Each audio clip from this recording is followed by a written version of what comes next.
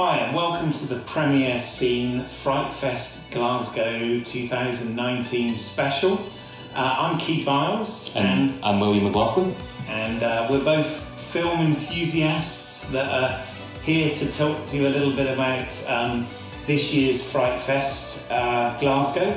FrightFest is basically a festival that's held twice a year and has been held for like the last 18 years and specialises specifically in the horror genre of films of all sorts of budgets from all around the world. So it's usually quite a mixed bag.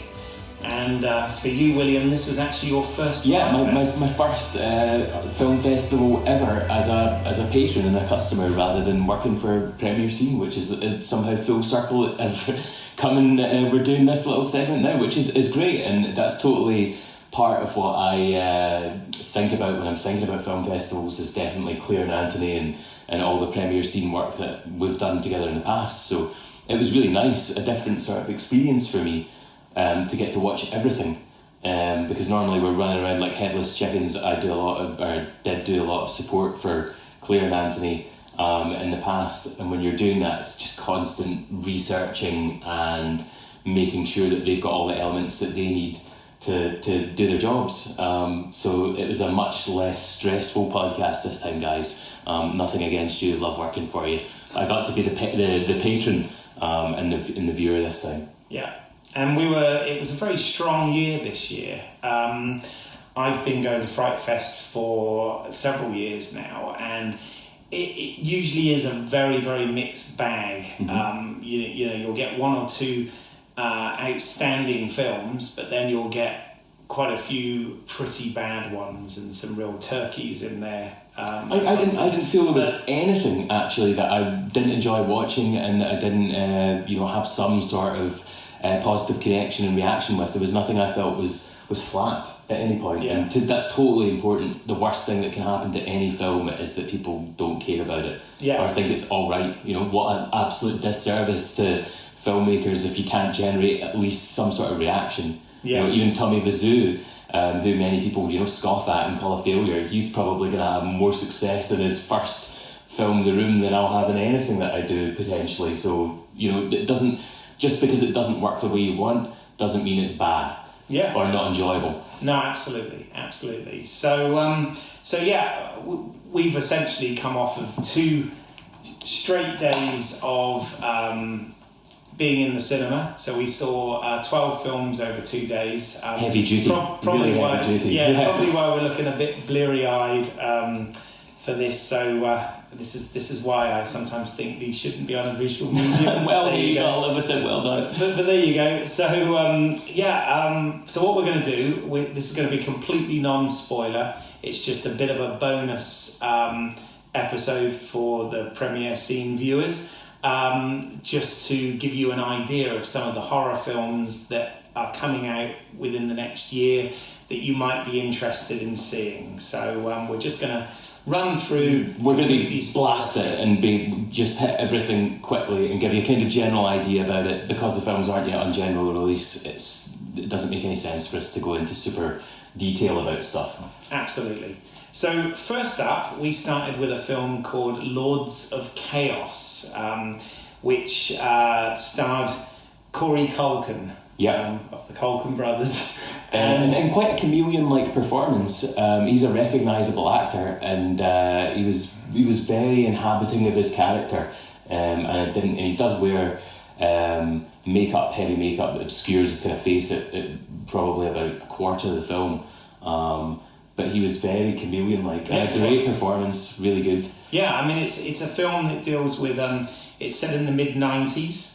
And it deals with a hard metal rock band in Norway.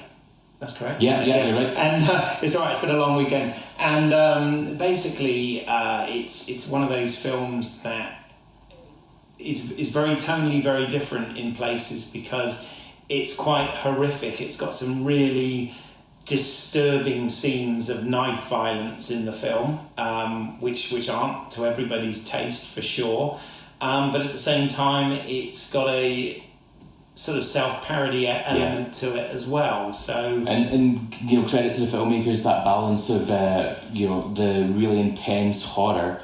How do you counterpoint that, and how do you disarm and diffuse any of that tension for your audience and get them back into kind of a sedentary sort of influenceable state? And the film nailed that for me. Yes. I think definitely one of the strong ones, and one that I would recommend. In terms of, because Premier's seen like kind of the production aspect of stuff, any highlights about the way that the film was made, or any of the kind of artistic creative choices? No, I mean, I think the production design of the film is very good, very strong.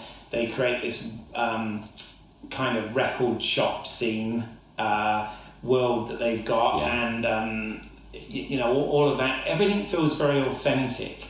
And also, because obviously it is in the English language, although it's supposed to be set in Norway, but it doesn't draw attention to that. It just kind of embraces it from the get-go, and you just end up going on this ride. Yeah, like Norwegian license plates and like drinks and food are featured in it, but really the characters are all speaking English, and it did feel immersive. My one wee thing I would say is I felt like the context for this film being against sort of black metal really worked. Yes. And as a scene that's already kind of, it deals with ideas about good and evil and that sort of aesthetic. So once you get into the real human horror elements, I think that was a super effective, really kind of clever way to start spinning the audience's preconceptions of what they were going to see and what was real.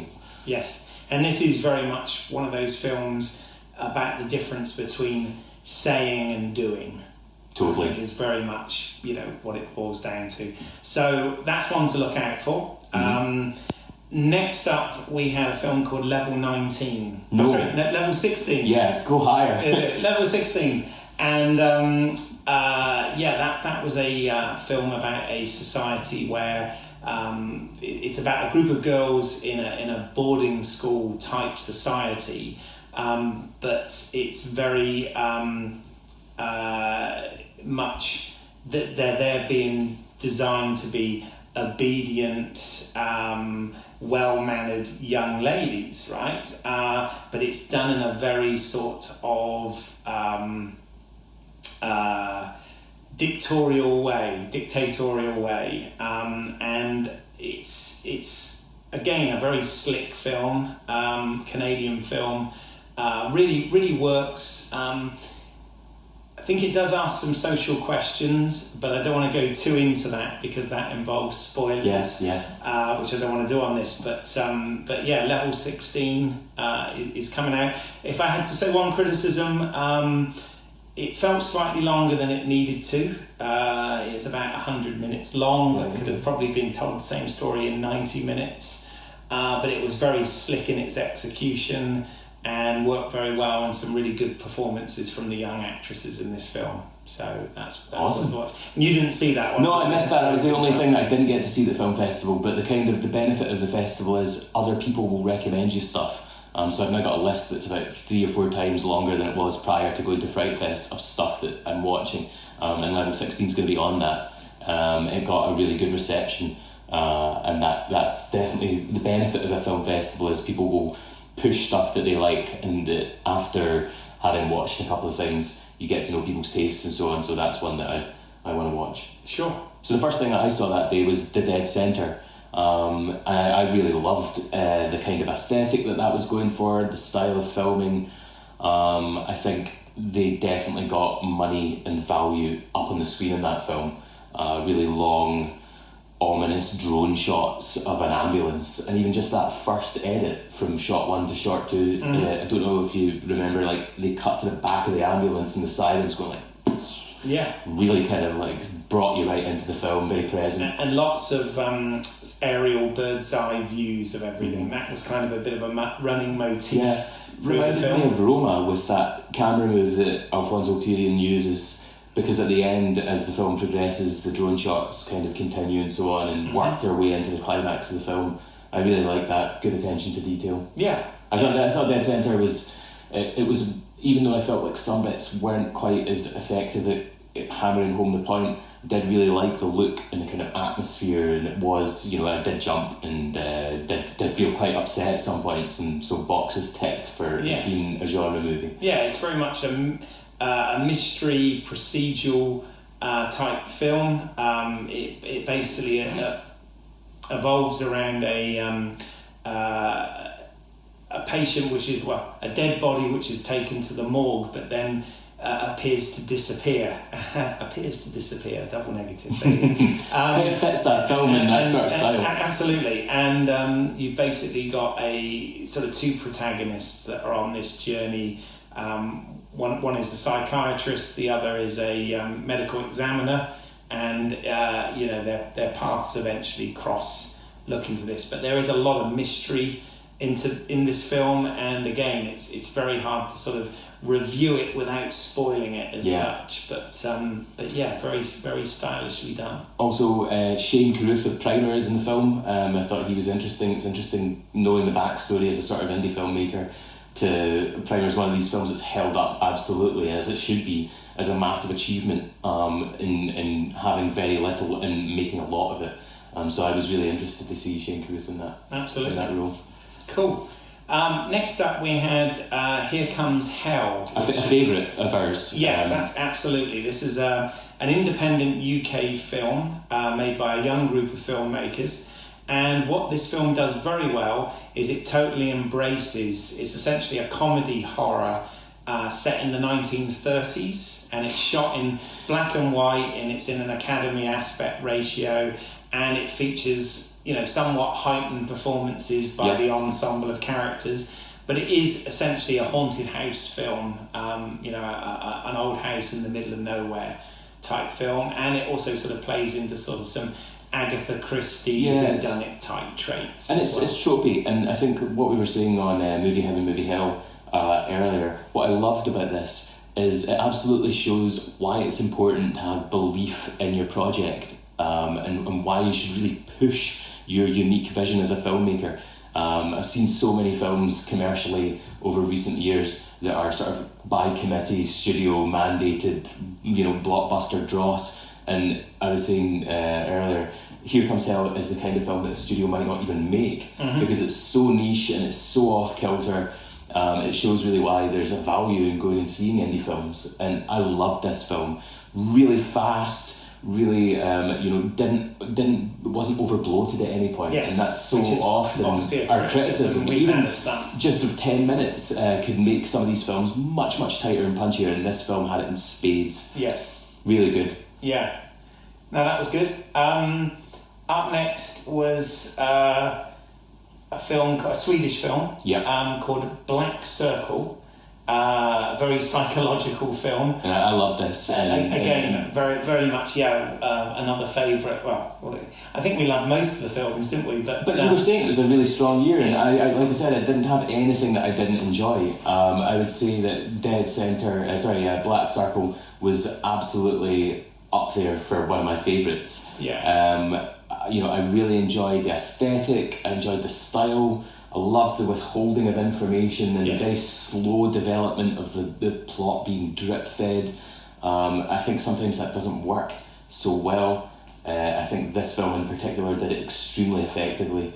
And Christina Lindström, the exploitation film actor, is coming from 20 years of not having done any acting into this movie.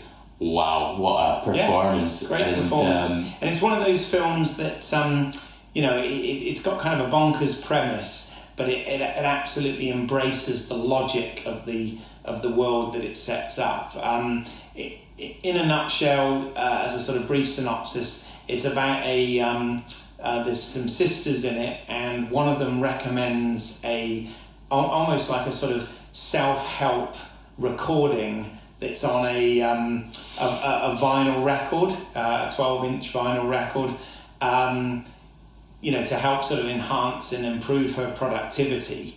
But obviously it opens up darker things, let's just put it that way. Yeah, well done for articulating it, because it's quite a weird story. But I would say definitely one to go out and go and see this film. Black Circle. was a kind of masterclass in, you know, how to heighten everything, and even just that first scene with Christina Lindstrom, brilliant character introduction, because she's not set up at all. You just get the cold open almost in that sequence. Thrown straight into it. Yeah. Oh, look at this, goosebumps. Getting a little That's bit why of we're doing this visually, and you're closest to the camera, so you can see that. Yeah, so that was cool. That was Black Circle. And then rounding off day one, we got into comedy horror territory with Dead Ant. Dead Ant? Dead Ant. Dead Ant. Dead Ant. Dead Ant. And Hey Ant. Yeah, well, we hope that you're not Dead Ant. Yes, yeah, we certainly disclaimer. But this was an exploitation. It was following a sort of schlock B movie feel. However, it had, you know, established actors like Sean Astin and Tom Arnold, and the Jake Busey. I always said Gary Busey. But Jake Busey was awesome. I really liked his comedy in that film. Very good. And again, they're like an aging 80s metal band that are going on to do this festival. They're going on to do a festival in the middle of nowhere, and they decide en route to get some drugs to enhance the experience. So they find some drugs from a Native American, and he tells them that the absolute rule of tripping on this drug and using this drug is that you do not mess with nature in any way, shape or form. You don't damage plant life, animal life, you name it. Unfortunately, this isn't really a spoiler, but one of our characters ends up killing an ant, and the film ends with them getting attacked by giant ants, and that's all you really need to know about this. But it's a lot of laughs. We saw it under its working title, or its current title of Dead Ant, though that's going to change to Attack of the Giant Ants. We were told, so be aware. Really good fun. It's nice to see your last film of the evening be something that isn't super heavy and still can be scary and fun as well.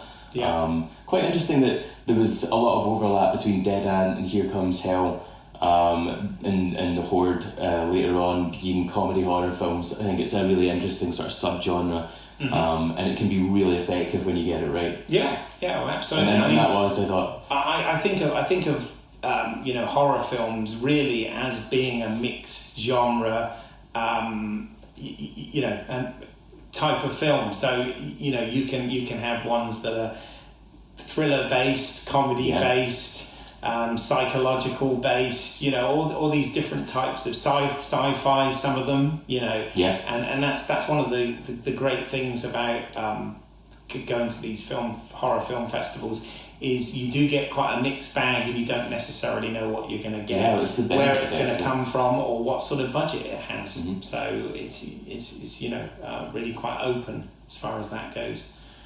So we had like 4 hours sleep or something, and because that last film ended after 1 o'clock. As you can tell. Yeah, rough. And then 10 a.m. is the next film on day 2, and that was the Rusalka. Which again is being renamed to The Siren for its theatrical stroke home media release. And amazing to hear that film got a release as well. It's so good when you're at a festival to see that there's going to be a lifespan beyond the festival as well, and that things are going to go on to greater, wider distribution. Yes, no, absolutely. Now this film, one of the things this film does very nicely in terms of its characters is, you know, unusual for most productions now. The lead character in this film is actually mute, which is quite a nice little subvert to the genre, because when you think about it, if somebody's in trouble in a horror film, what's the first thing they normally do is cry for help. Scream, So you have a character who's mute in this film, and he effectively meets Lady of the Water. Lady of the Water. She's a kind of sort of demonic, witchy kind of entity. I mean, what I liked about this was, and you're absolutely right about having a character who's mute not being able to access the kind of fail-safes that, you know, characters that can speak have in a horror film. I felt it was almost nightmarish this movie. It was very drawn out, very visual, a lot of show don't tell, and not in a way that I felt was particularly overblown or long at all, but just very visual and very poetic. So that was, I loved that film. I thought it was absolutely brilliant and interesting, because that and Black Circle were both quite divisive films. Not everybody liked them, which I mean, inspiring is totally cool. But I went in hard to that. I thought that was excellent. Yeah, now that's kind of what makes FrightFest quite a fun festival. Is the it has much discussion because of the how films divide people, for better or for worse. But it keeps it interesting. Which took us to our next film, which was that Automata. Yeah. This was another low budget independent British film made by a team that did a film a couple of FrightFest back called The Black Gloves. They're returning essentially with the same production crew and cast to give us a film which is basically about an 18th century clockwork woman doll. Life-size doll, yeah. Life-size doll. Kind of, I don't know, this film, I've talked about this film probably most out of all of them. I really liked it. I love seeing national cinema. I love seeing British films made in the UK that reflect kind of stuff that we identify with, like, I don't know, just even simple things like road signs being British road signs and kind of like the things that people eat and drink and shop and the clothes that they wear and stuff being relatable. So to have this film set in Scotland when I'd just been in Dundee and Newport and Tay around Fife where they shot was really cool. I loved that. I love seeing an identifiable story. I had criticisms of the film obviously that were similar to yours. I felt like it could have been cut back and refined a lot, but for me ultimately all the things that I enjoyed about it totally outweighed anything that I thought was a criticism. I was really happy at that. Absolutely. I mean, good on these filmmakers for doing this, that they seem to be churning out films every year, so they're there and they're doing it, and and they're successful with it. I thought, if I had to be critical of this film, I thought the ambition of it was slightly greater than what they were able to achieve on the budget. But having said that, they had a bloody good go, and it does work.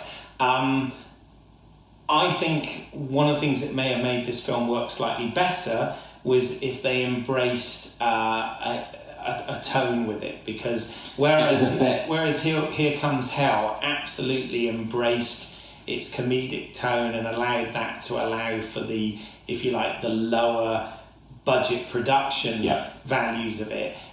This film in places wants to be a lot more serious, but isn't always able to live up to that. Yeah, I think that's fair. And I don't mean that in any disrespect to the filmmakers. I'm very impressed that they managed to achieve this. And it is an interesting story, and it was really good to see Jonathan Hansler, an actor who I've worked with before, playing the lead villain in this, and very dastardly is too. And I would just do a quick shout out to the actor playing the doll. Was incredibly realised, wonderful, yes. Really frightening actually. Alexandra Holm, I think her name. Excellent one to watch, I think, because not a conventional part, and it was essentially a monster movie in some regards, and that was done really well, really expressively, and it was very performance based, I think. Yes, absolutely. And they did do some sort of tricks with the dolly and things like that, and a kind of spinning motion and maybe some frame removal and stuff, but it's an accolade to the performance that it doesn't need much additional support to get it to be frightening and weird. Yes. So I really like that. No, I agree. Next up was a Danish film, correct? And you thought they would have kept that one for the end? Yeah, there you go. Called Finale, I don't know whether it's spelled Finale. I don't know whether they pronounce it Fanel or whatever, but essentially, this is a very disturbing film, although I think it's incredibly well done. And it centres around two young women that work in a 24-hour gas station convenience store in the middle of nowhere, and It's got a very interesting structural narrative to this. It deals very much with the relationship of these two central characters, but then it goes to a very, very, very dark and disturbing place. Yeah, and you did a good job of kind of titillating the audience and making you want to get further into the story, and then, you know, inevitably wishing that you hadn't been so desperate to see all the horrible torture porn that you're then being exposed to. Yeah, I mean, this really, it does have... They warn you at the beginning of the film, in a little prologue. It really does have... some disturbing, a little bit like Lords of Chaos had some disturbing graphic scenes. This equally has some very, very nasty, torture porn style scenes in it, and it deals with issues like the internet and what can be seen on the internet, and whether the affluent and wealthy and elitist, privileged people in society can exacerbate almost everybody's desire to see, nasty, grotesque things. And of course, it deals with the fact that in human history, there's always been this sort of hurting each other and celebrating that, this perverseness. Yeah, and to be fair to the film, even though it is not everybody's cup of tea, it may not be the sort of thing that everybody's going to watch. There were some walkouts during this film, though not in a massive scale, but there were definitely some people were turned off and couldn't hack it. But I think actually it is talking about something that is frightening and it is real. That kind of sort of revelling in misery and pain and stuff. And it maybe makes that comment about us as patrons of FrightFest as well, going and seeing all these scary, frightening, upsetting movies, and why is that? And I think it did a really good job. To me, I would just quickly say as well, this is absolutely what I think of when I think of a modern horror film. Yes. It has really brilliant production value, excellent performances, tight script. And it does, even the torture porn element wasn't the whole film. No, I mean, really pared that right back. Yeah, it's a very slick, well-made film, and you really do. It sets up the characters very well, that you actually do care about. Yeah, great performances from the two leads. They're not wasted in any way through that. So again, I think a really good film there to come out of Denmark, and hopefully it will get wide distribution. And I definitely recommend one to watch. Awesome. For people with a strong constitution, next up was one of my favourites, I have to say, of the whole festival. It was The Witch Part 1, The Subversion, which is a South Korean film. And this really... How do you talk about this and not give spoilers? I was going to say... This film is absolutely bonkers. I totally love this. I'm with you, it was one of my favourites. Yes. I mean, it essentially deals with, which has been in sort of science fiction literature and movies for many years, but it deals with kind of the super soldier program. So running experiments on young children, in order to make them, better, faster, stronger, more intelligent, all of this controlling them and sort of abusing them, and they were like, being kind of trafficked is what I was taking from that, and it's real world dialogue. Yeah, no, absolutely, and it works really well. I mean, this film literally has it all. It has really, really moving, dramatic scenes.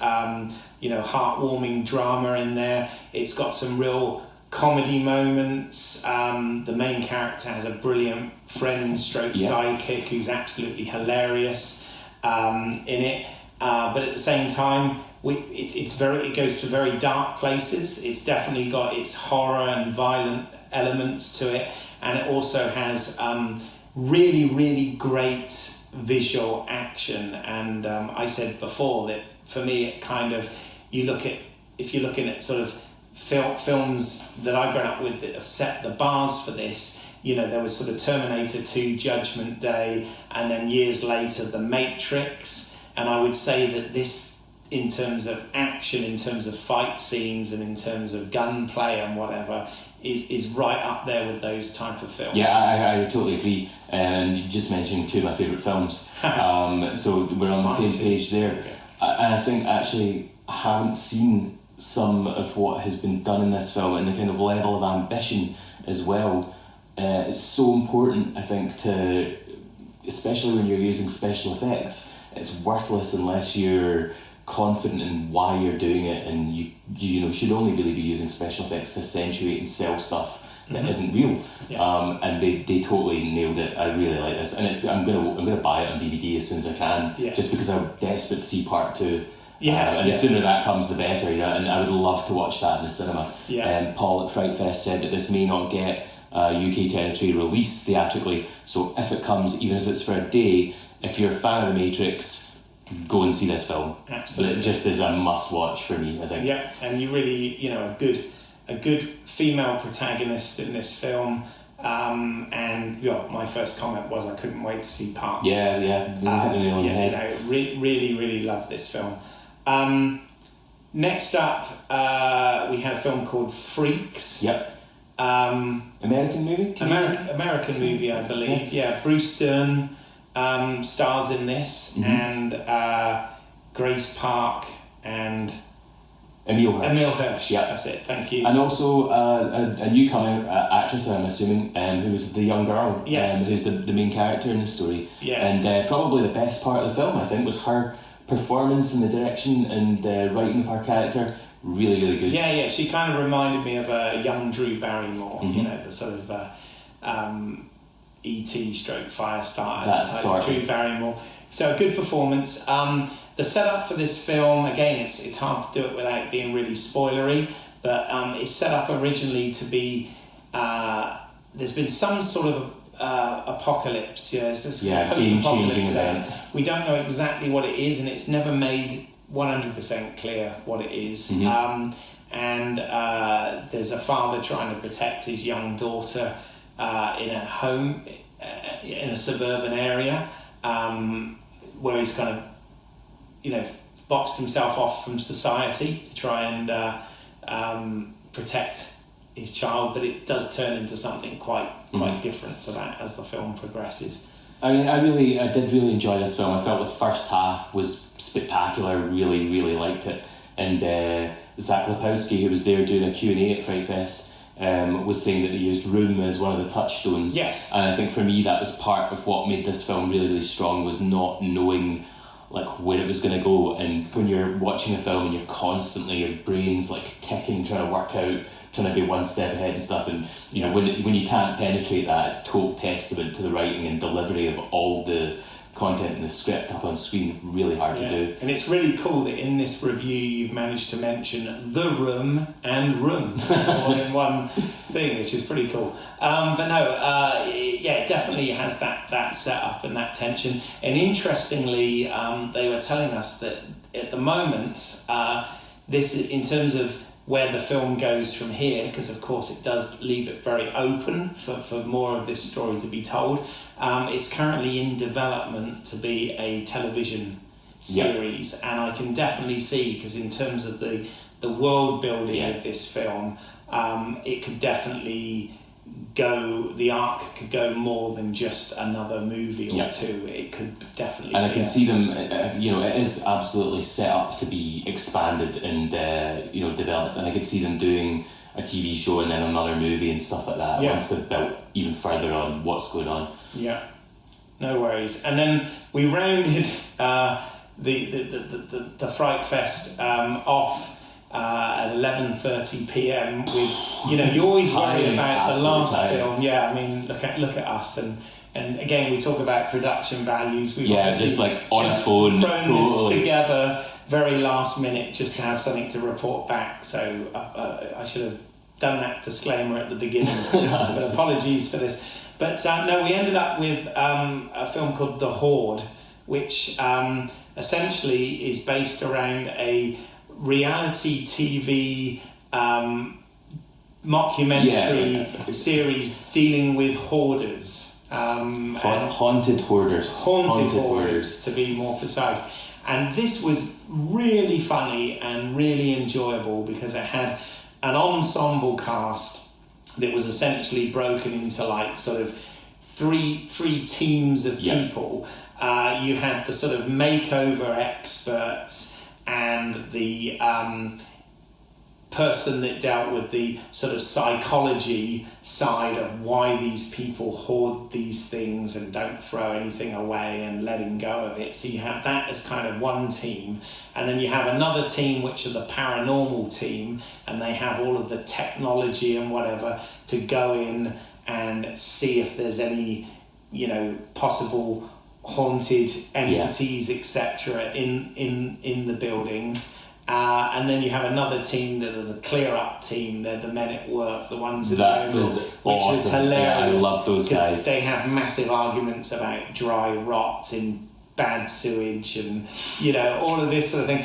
But the thing that makes this work is it's really well written, but also it's really well performed. Yeah. All of these characters really have interesting little traits about them, and it really sort of feeds into the comedy. And obviously they refer to the camera as well, because that was really clever. The sort of fourth wall breaking, almost kind of meta bits to camera were really, really clever and funny. Yeah. And you know, it was a criticism of reality TV and sort of deconstructing what is reality TV, and if there's a bad person or a bad element to it, who and what is that? So it asked the interesting questions. And the thing that I think made that film so good and kept me engaged was that just it's so fast. The jokes were really, they just pumped them out. You know, if it didn't land with everybody, it did land with some people. And there were times where the whole cinema had that current of response running through it, and that's absolutely, you know, what the cinema should be about. And to see a film that can do that, not every film that I see at the cinema does it. Yeah. So really, really cool. Yeah. And I really like that. It was a fun. good fun one to end on when you've been sat in a cinema for 2 days. Seeing people, you know, Seeing hacked 12 up movies and like monsters creeping about and being on the edge of your seat. Yeah. So that really worked as well. So, you know, hopefully this just gives you a taster of what FrightFest had to offer and what might be coming out. If you want to find out more about FrightFest, you can do so at frightfest.co.uk. They run festivals twice a year, one in Glasgow, one in London over the August bank holiday weekend, and they also run events at Halloween as well. So anyone who's a budding horror film enthusiast, then that's well worth getting involved in. And they're a good bunch of guys as well. And if you want to find out more, we've also done a podcast at Movie Heaven, Movie Hell, which is available on all podcast apps out there, where we delve a little in more depth into these films. Again, spoiler free. Yeah. And to check out more about what we're doing at Premiere Scene, please check out premierscene.net. Yeah, thank you very much, and make sure you go to FrightFest next year, and we'll see you there. Thank you. Bye, guys.